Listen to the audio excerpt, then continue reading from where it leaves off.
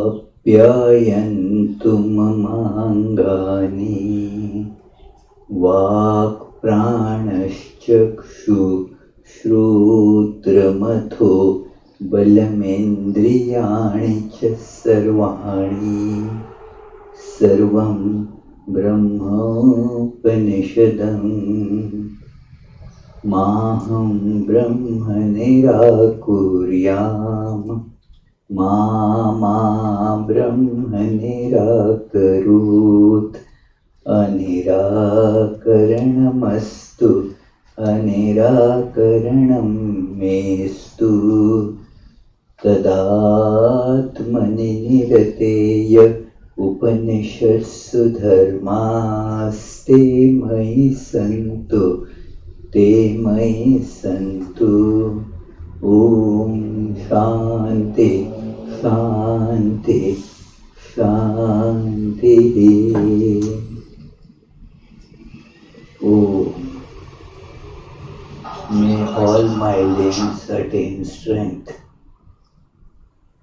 May the body, the mind, all the sensory organs, motor organs too, and the life force behind them be strong, efficient.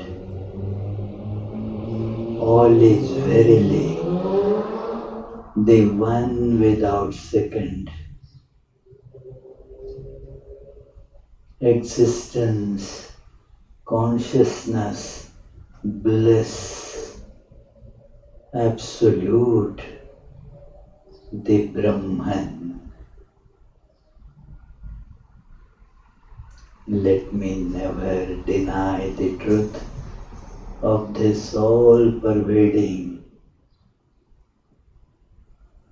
blissful existence itself. May this truth never reject me either.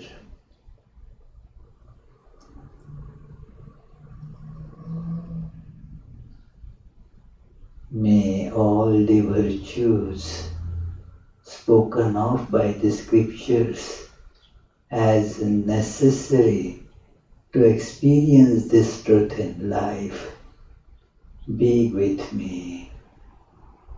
Peace, peace, peace. Let us close our eyes and feel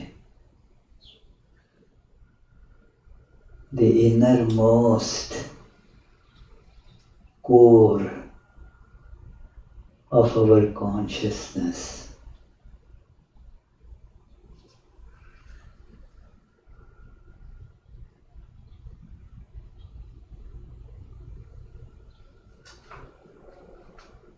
Let us feel it as the light of knowledge.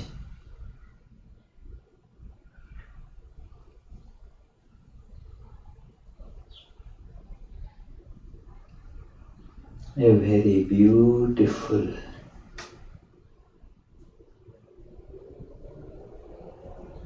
crimson color, effulgence has pervaded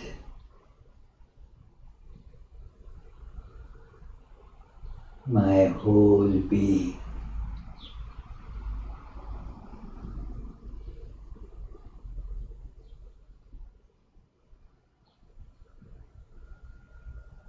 Let me meditate on this inner light of knowledge.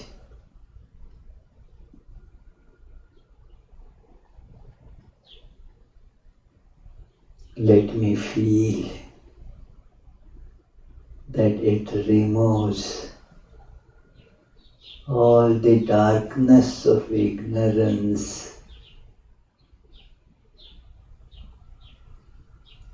and the consequences of that ignorance as misery, frustration, bondage, and transmigration.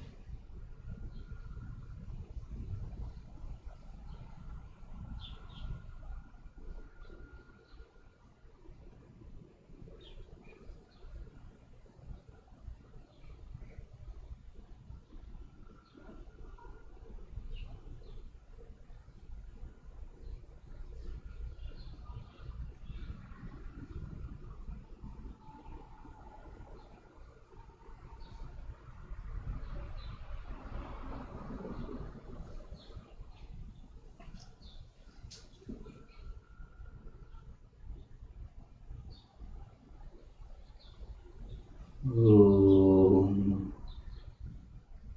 Peace, peace, peace.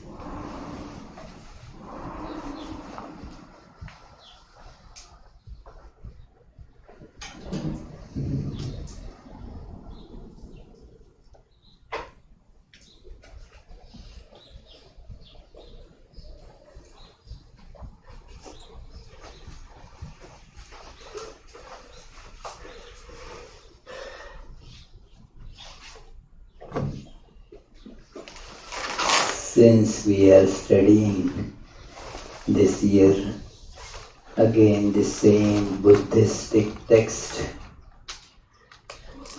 the Bodhicharyavatara,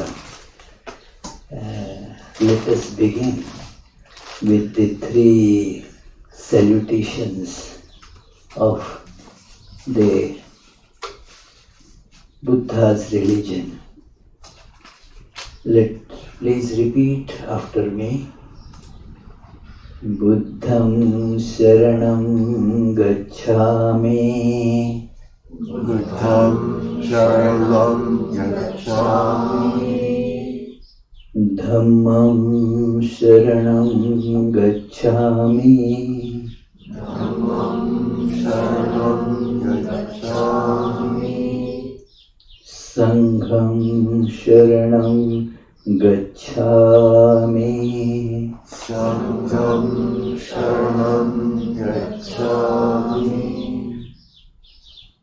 I take refuge in the enlightened one, the Buddha. I take refuge in his holy, illuminating teachings, and I take refuge in his tradition, which brings the details of the religion to me.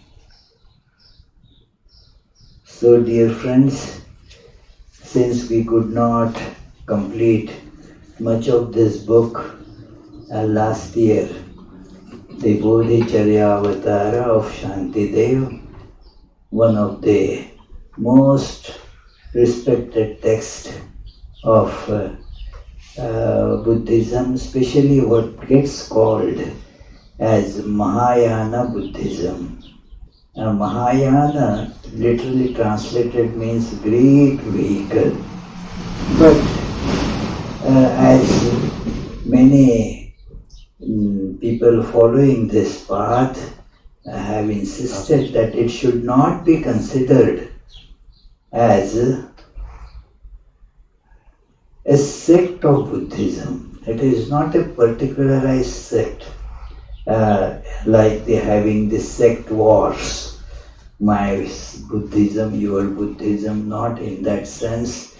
It is a one way, one approach, but there are various approaches. So this Mahayana approach is mainly based on the knowledge aspect. Not that the worship and other rituals are absent, but the more emphasis is on the knowledge part and the part working for the well-being of others. So they, as you can see, embedded in the emblem of Ramakrishna order, Swami Vivekananda has put this special phrase there, Atmano mokshartham jagad hitaya cha, which as such does not appear in any Vedic or such old Hindu texts, Bhagavad Gita or Vedas. It appears that he has taken it up from this Buddhist ideal that while you do whatever is needed for your emancipation from this world of ignorance, you also serve for the good of the world. Both these ideals, it is a twin ideal, not that these are two different ideals, but one ideal expressing in twin forms. Of course, it is a different topic. I don't want to dwell on it today, but you can think about it. So, Shantideva, the author of this book, he lived at the end of the 8th century, 9th century, like that. So throughout the 9th century, his works were being, say, extemporaneously produced. There are two known works. One is a bigger one, Shiksha Samuchaya, the collection of the teachings. It's a bigger work. And then this work, the Bodhicharyavatara, that it gives the path that how a person who wants to get enlightened should conduct the life. And then it leads ultimately to that supreme enlightenment. So this was delivered as a ridiculing suggestion. He was at Nalanda, that famous Nalanda University of the Buddhist monks. So he was, the anecdotes differ, the stories differ. Some say he was a student there, some say he was a teacher there, whatever it may be. There are many stories that are spread, like he was a prince but gave up his life as a prince. There is not much detailed, reliable information available except from sketchy, unreliable anecdotes, and that is a feature of all the Indian history, especially the religious history of this type, that they didn't maintain the record of a particular so-called real person. When was he born, where the childhood was, and then what did this person do, what was the family background, and so forth. No such details are found. So what happens is these are considered, at that time at least they were considered unnecessary. The person's general awareness, the teachings, they were important, and then they were given a form. It is a very beautiful concept that we shall see today further, that the philosophy, now it is the word used in the sense of the knowledge that person has, the outlook of that person towards life, the priorities that person holds, all this together as it were, and gives you a concept. A thought is connected with a visual concept, and then that becomes the person. A thought world as it were. Now, and when you see that every such thought has a visual aspect to it, so that aspect is that person, and also that person is that who manifested knowledge. So both are seen as together. After all, what is the shape and the life of a person in physical form? Whatever our concept created by our brain, that tells us that this man had so much weight, so much height, such a shape, so much such skin color, and so forth. But these are all forms generated by our brain, creating a visual sensation. But the ancient times, or the times in general, the temperament in the Indian mind was that it is basically an idea, a concept, and then that takes a shape. It is everywhere we see. It's like, suppose somebody has the idea, a concept of a pot, and then the pot, that concept is filled with clay or some material, and it gets an outer shape. So this knowledge, this idea, it gets a shape that gets called that human being.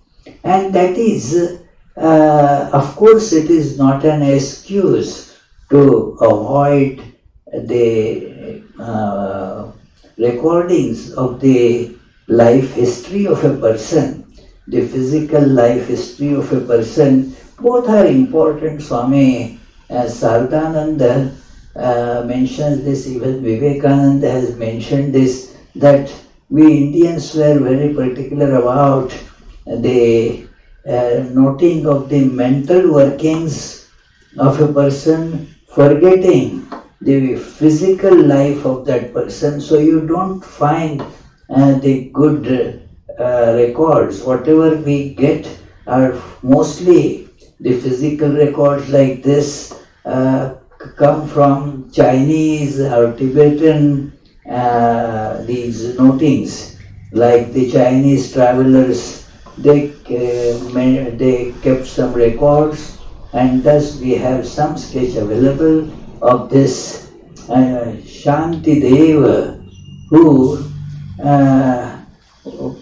as a very prominent anecdote goes to tell us that he was, although at that university, still was not seen much studying or doing anything. The portrait is that of a very lazy person, and was just eating, sleeping, and pooping. That's all. That was how they used to see this person. So just to make him aware that you should learn, you should study. This is what you are here for. And they, with some mock modesty, requested him that you should give the lesson today. Today's lesson, let it be from you. And they made a very high seat for him, just to make him feel ashamed that how, having not studied anything, it is, he was told, oh, it is, this great seat is for you, and you have to ascend to that high seat, and then give us today's discourse on the teachings of Buddha. So they all of them thought that he will run away. But he did not. He ascended there, and then this great book followed from those, whatever his utterance was. The original, it is in the verse form in Sanskrit. And there are so many translations because of the tremendous utility and popularity of this book. Very popular book amongst the students of Buddhism, amongst the students especially who want to do the practice, not just academic studies. As you can see, here it is all the lessons or for changing the life, and so that this knowledge can manifest in us. This is matter of deep devotional practice that one has to undertake to get that knowledge flash in us. So this book therefore tells the teachings of Buddha in that way, that how this is done. So one has to just understand a little bit about these two ideas that come here. One is the Bodhicitta, and the second, or even that can be considered primary, the Manjushri or Manju Ghosh. Manju Ghosh, he is saluted. This time we will recite that verse at the end of the class, and then we see that what is this Manjushri or Manju Ghosh. It is again the Buddha in the form of a compassionate teacher, sometimes called compassionate Buddha. There are many forms. Again, as I mentioned, these forms are the just feeling that ideal, that teaching as taking a form. It is the form is the outcome of that intense inner feeling of the understanding of what it is. Actually, that is the secret of iconography, that how various different forms of gods and goddesses in Hindus, they come up, and there is that deep consciousness of that, and then that takes the form, as it were, a visual form, the visual aspect. Like you have the form of, say, Vishnu, that standing Vishnu, Shankha Gadadhara. So it is, that is the form. It is the artistic presentation of the idea of the creator, controller and destroyer of this universe.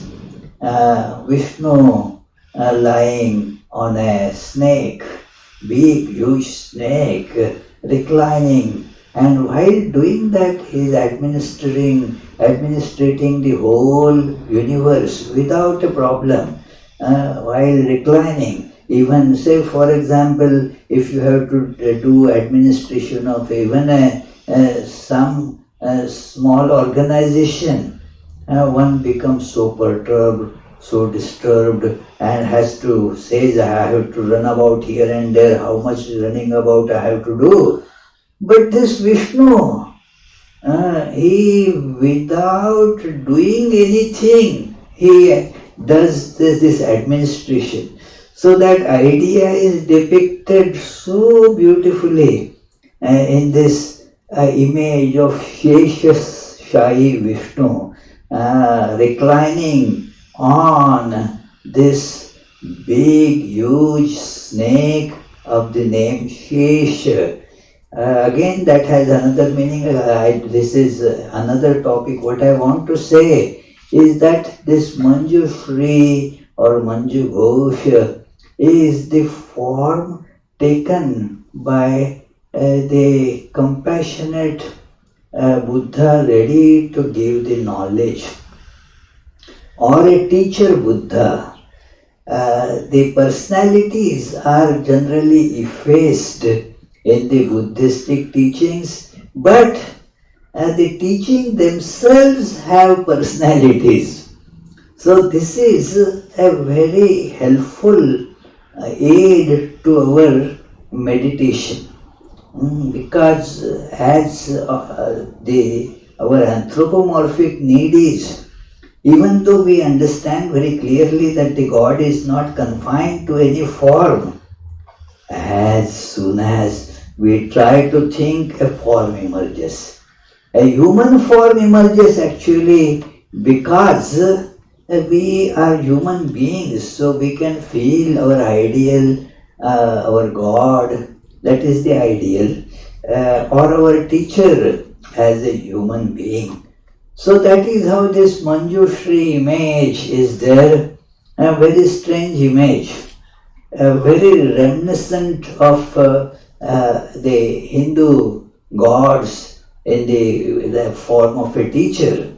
So there is a bright sword in his right hand and a very beautiful lotus in the other hand. So that sword is bright sword for the destruction of ignorance and its effects. That is the demon to be killed. In Indian mythological texts, you read that this god killed so many demons. Rama and Krishna killed so many demons. Now these are the demons, who are forms coming from our ignorance and the evil that it brings out. Our ignorance brings out all the evil in the form of desires. That will come here later also. So this needs to be destroyed, and that sword symbolizes that destruction of that evil, and the light of knowledge that brings all the well-being, and this Manjushri form, that lotus stem, is as it were encircling his body. You can see, Google and see, I could have shown that here, but you all have now the good lot of habit of Googling things. So you can see, put there Manjushri and see the pictures of Manjushri there. These are very old pictures. Thousands of years ago, in the caves you find these pictures and the statues also. A picture given a 3D form becomes a statue or an image idol. So it is nothing wrong in that. It is all very useful for actual transformation of life. So this Shantideva began his teachings with these two beautiful verses. The verses, one verse is that of salutation, that Sugatan Sasutan Sadharmakayan Pranipatya Darato Akhilanscha Vandyan Sugatatmaja Samvaravataram Kathayishyami Yathagamam Samasat. That I prostrate to the enlightened Buddha endowed with the truth body, and to the Bodhisattvas and all other objects of prostration. I will explain briefly in accordance with the scriptures how to engage in the condensed practices of Bodhisattva. And he knows that again, whatever he is teaching or telling here, nothing is new in that. There is nothing new. And he says, Nahi kinchit apurvam vachyam nacha sangratha kaushalam mamasti. That what I am telling, nothing is new in that. Previous teachers have told all these things, and not that I have any special skills of presentation in a new form. So it is, therefore he says, then why am I doing it? Ata eva nena me parartha chinta. Name parartha chinta means I do not do it for the just teaching the others as such, because others can learn from many other sources. It is not necessary for them to go through this. But this gives me the chance to meditate again on those teachings. That is the purpose behind it. And then the first chapter is the aspirant should develop what is called Bodhicharyavatara. Means the mindset which is dedicated to the attainment of this Buddhahood or the knowledge. Buddha means an awakened being. We are all potential Buddhas, and that awakening has to come. It is just a state, as Buddha himself has said, that anybody who does these things and thus gets the awakening, that person is a Buddha. Buddha is not a particular person, but a state where the knowledge has awakened, and therefore that person now gets called Buddha, having therefore removed ignorance and all its effects, and having held on to all that which is the knowledge and the truth. So it is looking at the truth. That is the meaning of this Bodhicitta, that one has to develop. Chitta means the mind. The mind has to be now trained in a particular way to make this as the priority of life and to develop this. The one and only priority in life should be this. Like we have priority, but then our priority, if you see and abstract, what is the bottom line of all that we do? It is to get away from sufferings and to get the ultimate bliss. And that is what all our endeavor is for, that let me earn money so that I will be able to live happily. Let me get educated so that I will feel better about myself and I will be able to earn more money, and so forth. So to get happiness and to get rid of suffering is the actual priority of us. But since we do not know how to do it, and we go in the wrong way out of ignorance. Ignorance, although even an ignorant person wants happiness, the direction is wrong.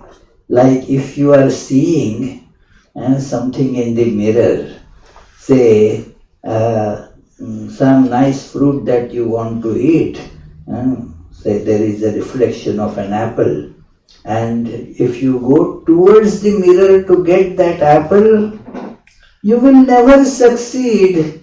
However much you may keep on making that effort, you will surely get frustrated.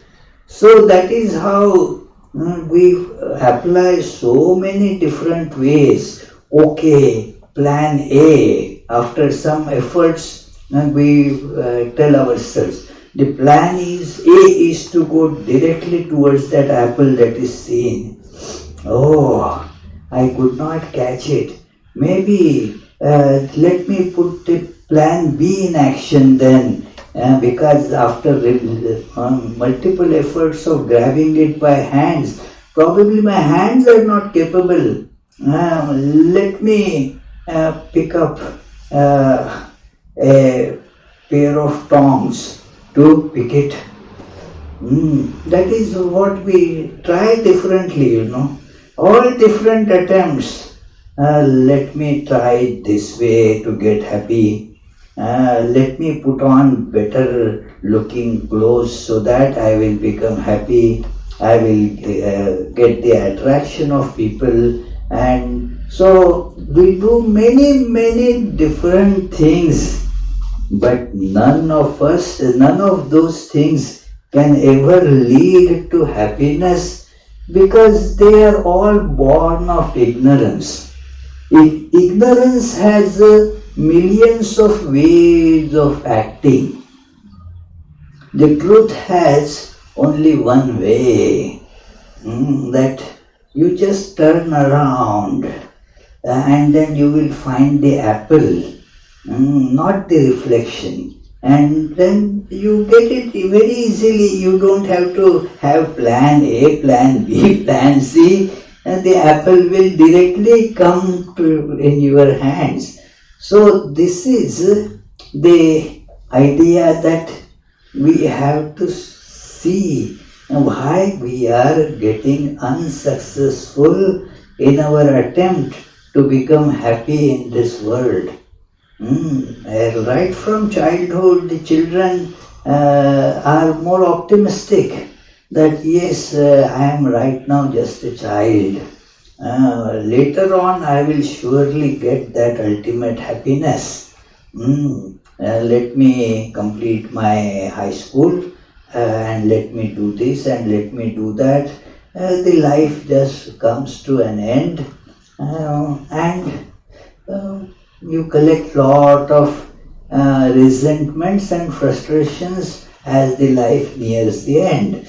So now why we did not introspect that what is the cause of this not getting what we want? That is it not, Yana? That we want, do you want unhappiness? No, nobody says I want happiness, unhappiness. But whatever one tries to do, okay, if I get married, I will have lot of happiness. And does it happen like that? No. Let me get a better job. Try. Does it happen like that? No. Let me change to a new housing. That will make the life happy. You can change, but then that doesn't mean that will make the life happy. What, Teresa? Yeah. So it is all these, because she changed her residence a year ago or so. So that is why I am telling that it is these things do not make our life happy. So we must see that there is a problem in our approach. There is a fundamental deep-rooted problem, and one should therefore deeply introspect. If we don't deeply introspect, we don't see the truth. That is how the origin of Buddhism is these Four Noble Truths. The first noble truth, it is called noble because unless the mind rises to a level of nobility, it doesn't appeal to us that in this world, that is the called therefore dukkha ariya satcham in Pali, that the noble truth of suffering. that whatever you may do in this world, and this world is only full of suffering, nothing else. So, suppose there is that some bitter potion. If you sip it one drop, it is still bitter. If you sip it, say, a cup full, it is still bitter. It doesn't become sweet. So in life, every pursuit that we do, let us come to this understanding. That is what is called introspection. That is the first noble truth. See, many people think that, oh, it is depressing. That no, such things should not be told to people, because then they will lose all initiative and they will get depressed. Yeah, there is no dearth of such teachers and such, what is that they called, okay, forget it, psychologists, that they keep on telling these things again and again. No, such things should not be told, because people thereby become depressed. But truth has to be told, to be understood. That is the primary need. That is the introspection. Buddha, therefore, first noble truth is this world is itself by its very nature is full of suffering. But it is not a depressing situation. There is a cause for that suffering. That is the second noble truth, that there is the cause for it, and that cause is to be looked into. Then the third noble truth is that there is the cessation of suffering by eliminating the cause. Eliminate the cause and the result will go away. So the cause of this suffering is to be eliminated. And then fourth is that there is a practical way to do it, and that is called the famous Eightfold Noble Path of Buddha. So that is when one introspects, one comes to this and makes a determined effort now that I must do it now. Don't worry about what I did in the past. Now let me change the direction of my life. That is called Bodhicitta. Now the mind is set on attaining to this goal. Without that, one cannot attain to this. One must realize this, that this is my opportunity. The first few verses here which we had seen last time, but let us remind ourselves of that it is the human birth, where one can really contemplate on that and get illumination. We have got it. So, what, Charlie? Got human birth, is it not? You don't think you have got human birth? I'm not the body. Okay. Good. So you got the human birth. Right. You are not the body. That is, he has correctly, hit the nail on its head. That the human beings, they can separate themselves in understanding that I am not this body. Most animals do not have that capability to see themselves different from the body. So, this human birth is therefore very special and therefore should not be wasted in animal pursuits. So that resolve has to be made, a firm resolve that I am going to make the best use of this human birth. So then, where is the way out now? I want to do it. How? The way is the life of the Buddhas.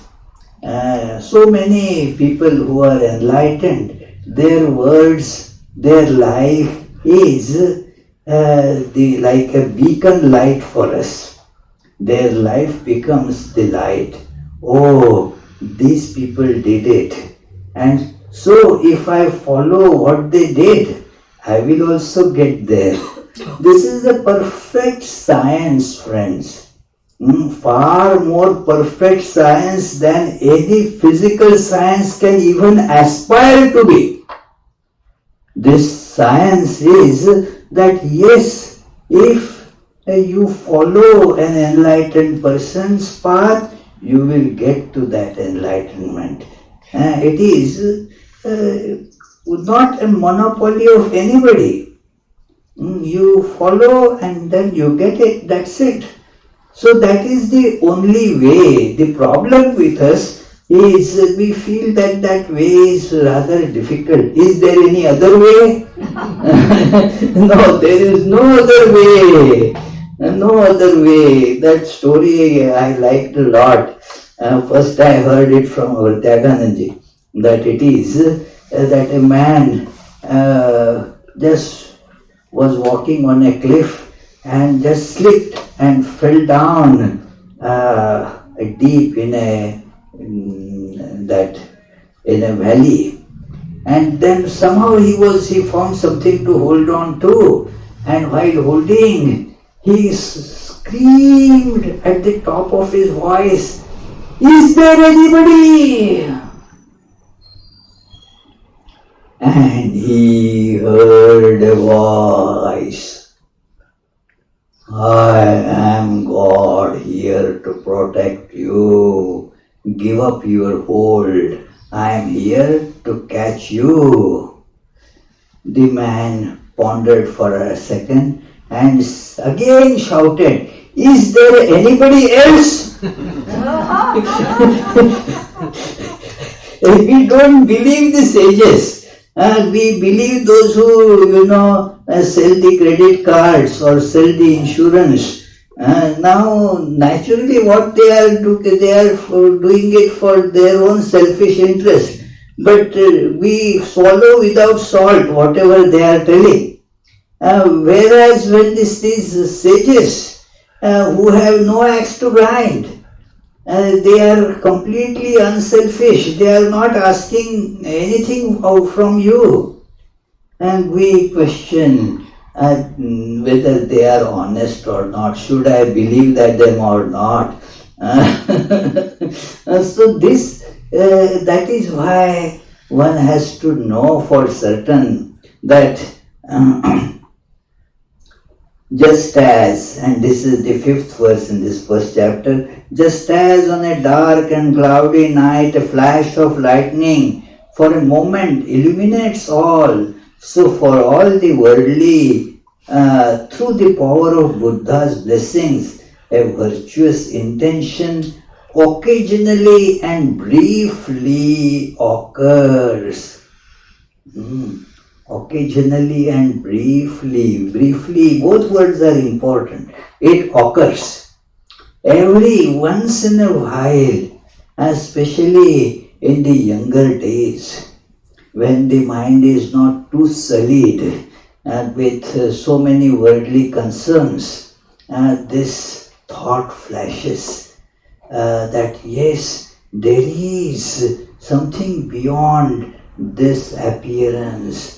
There is the truth that is beyond, and I must have this truth realized in me. I have to get there. But it appears very briefly.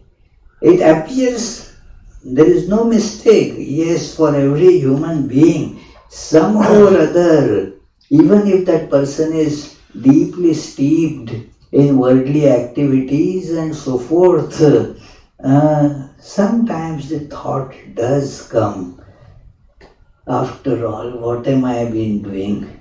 Is it something that I should waste my life after? What did I gain by all this?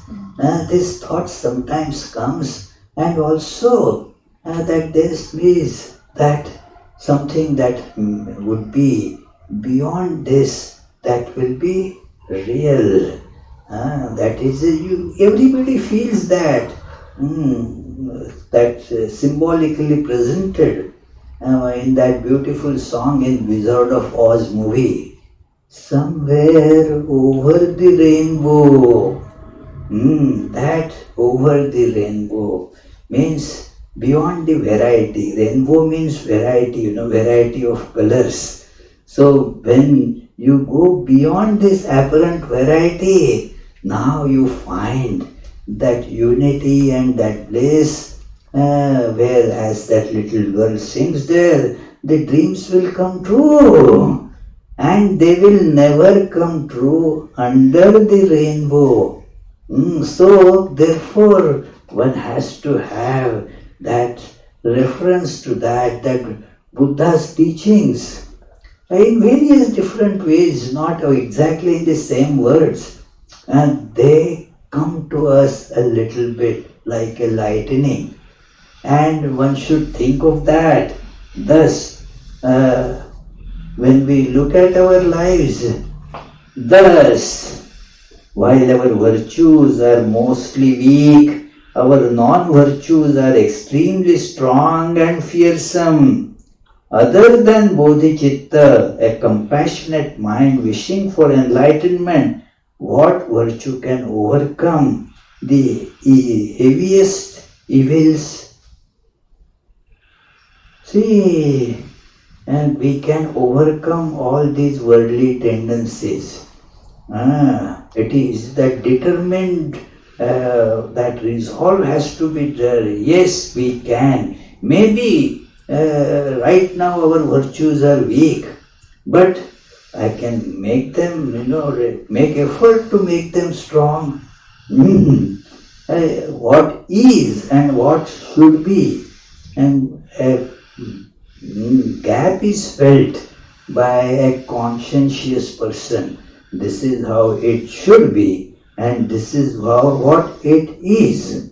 And this feeling of this gap, pinching awareness of this gap, gives rise to what is called morality and ethics and religion. It is. So you feel that it is like this. My virtues are weak. But that is no cause for despondency. Make an effort. I can increase those by the power of bodhicitta, by that resolve, that truth is there, and for me to realize. So this has to be cultivated, developed. That we all have it. Without that, how can we occasionally, maybe very rarely, get a flash of something beyond? We all get it. So, the psychologist will not be able to explain that, but it is there for all of us to see that yes, that flash from beyond, it comes and illuminates us, but it goes away now, but it tells us of its existence. There are many examples given in Vedanta text also about this, that somebody heard a sound, hissing, a particular sound of an insect. You go in some places like Puerto Rico, there are those insects, frogs like koki. Koki. I could not sleep the whole night. So koki. Now, who is making that sound? If you try to look for that creature, you won't find it. Sound stops. You may think that it was just your imagination, some ghost was awakened in you, so you try to forget it. Again, you hear the sound, cookie, cookie, cookie, cookie. It is there, it is there, it is there. So, then when you try to locate it, find it, then after a lot of efforts, I didn't try much, but then the locals there told me it's a little small frog-like creature, so that makes that big sound. So it is what it means, that it is that truth is making sound in us. Yes, yes, God is. God is. Something beyond that is. The truth is. So that needs to be followed. So this is the awakening of Bodhicitta, and then there are many beautiful verses about it, and then there is the idea, the second chapter and the third chapter, that is about, protecting and cultivating this bodhicitta. Because if you do not protect it, it comes, but then if you do not nurture it, it just dies out. You have to protect it, water it, give nourishment to it. So, how to nourish it?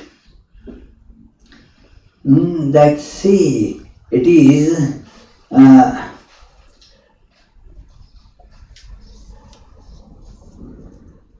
this thought has to be developed. Appears to be negative thought, but not exactly negative. That who will grant me fearlessness? How can I be freed from these fears? If I shall inevitably become nothing, how can I continue to indulge? What remains with me now from the pleasant experiences of my previous lives that have now ceased? And yet, because of my strong attachment to worldly pleasures, I have gone against the advice of my spiritual guide. And that it is strong tendencies, they pounce on us.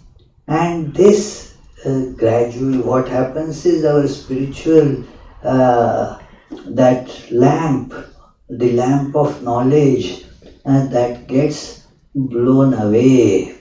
So that is why this is important to cultivate it by not yielding to the other pulls in life. We get these other pulls, but then these pulls have to be resisted. And we resist the pulls many times. Here it is to be now brought into picture that the pull of all the so-called pleasures, those pulls are generated because of the habits and addiction. Sometimes even though we are aware that there will be no pleasure in it, by the force of habit one gets drawn into those. So one has to counter those things. And we do it, suppose somebody has, say, diabetes. Now they find out that, well, they cannot be eating sugars. But then they have, because of the habit and the craving, and that craving for sugar is there. There is a fun about it that if one becomes diabetic, develops more craving, for sugar.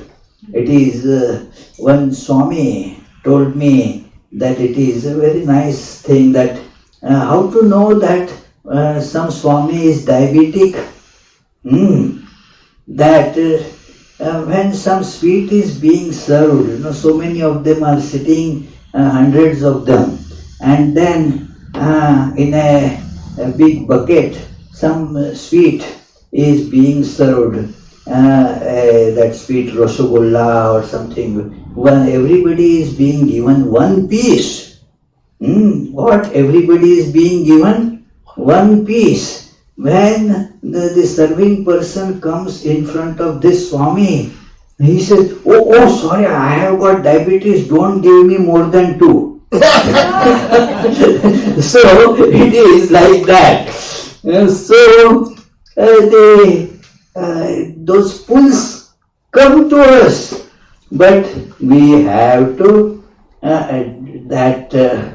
resist those if you want to live, if you want to survive. You see, it is we have to learn to not to succumb to those. So similarly, these tendencies of getting happiness from all these different objects in life, it is there, it comes. But ponder over the experience. You had done it before. How much happiness did you get?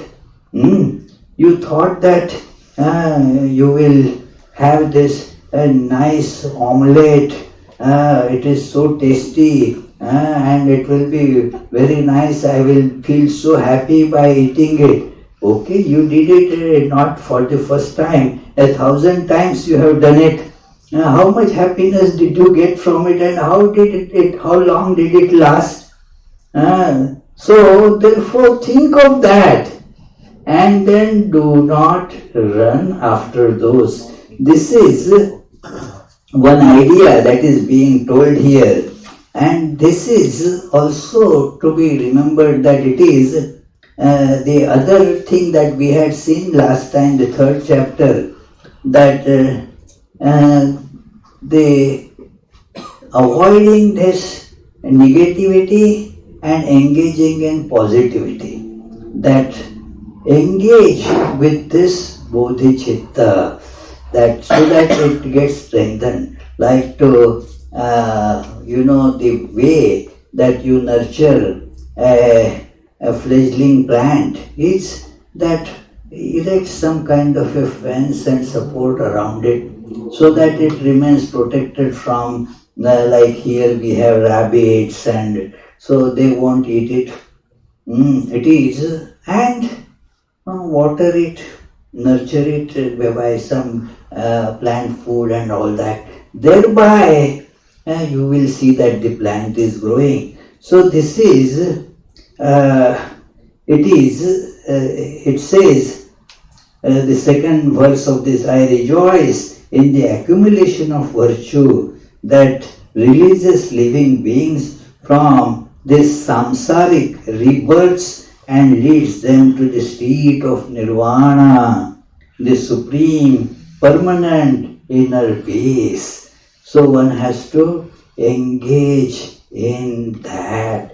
Last time we had seen these things in more details. So the clock is telling me that it is the time for today's class is over. So at the end, he salutes at the end of this book the teacher. Again, teacher means the knowledge taking the form of Manjushri. That Manju, the literal meaning of this word Manju means very sweet and soft. Manju. So Manju Ghosh or Manju Firi, that it is very softly, compassionately the teachings are being given. So Manu Ghosham Namasyami Yat Prasadanmati Shubhe Kalyana Mitram Vandeham Yat Prasadanscha Vardhate. That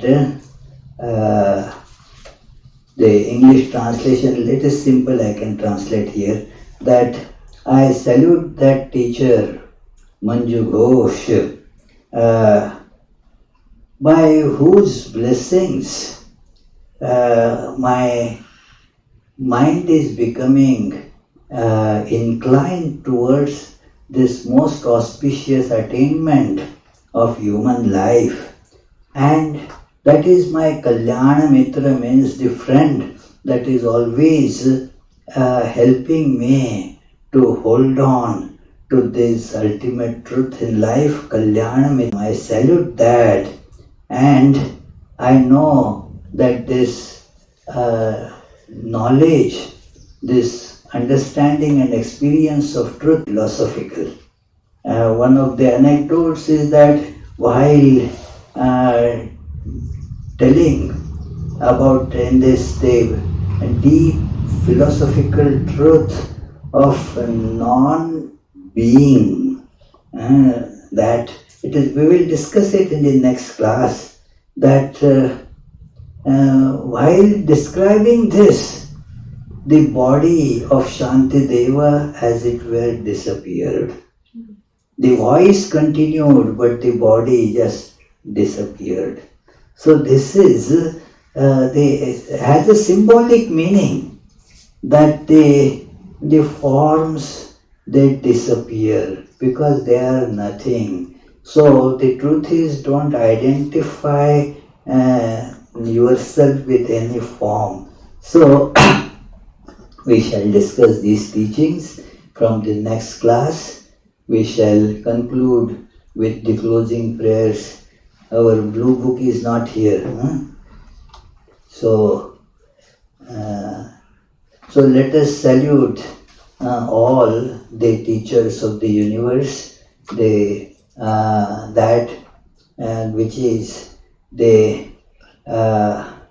God of the Christians, that which is the truth of the Buddhists, the actual that great principle of the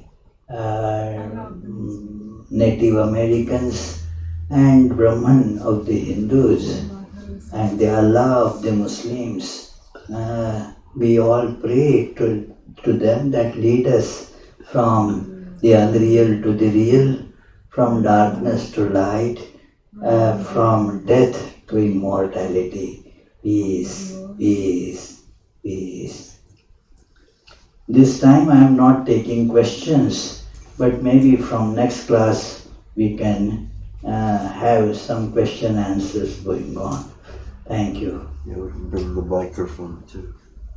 Next. One important announcement: coming Sunday, there is a special service at 10 a.m. at the Anisquam village church. Anisquam is a small town.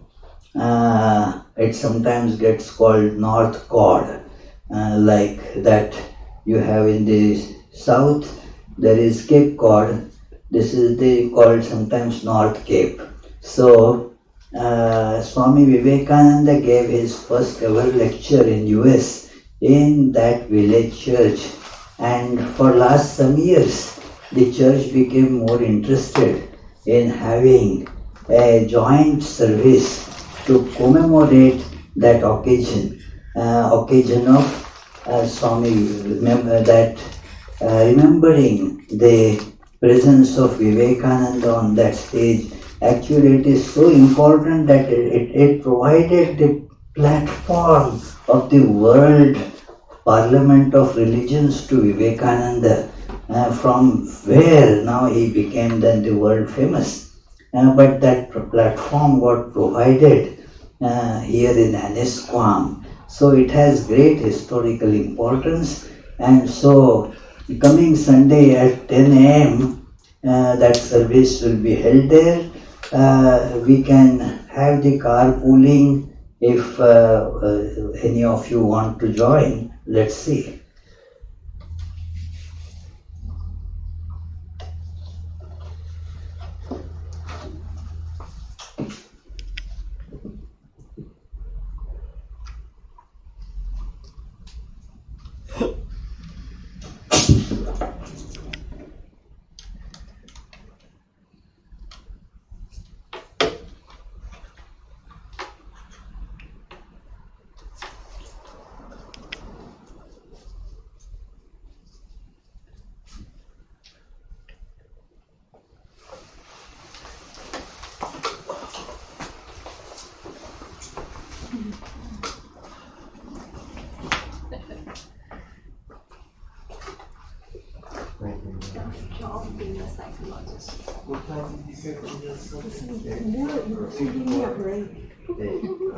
At first it's like we want to eat, then Bodhicharyavatara. right, yeah, probably right. Yeah, cool. That's right.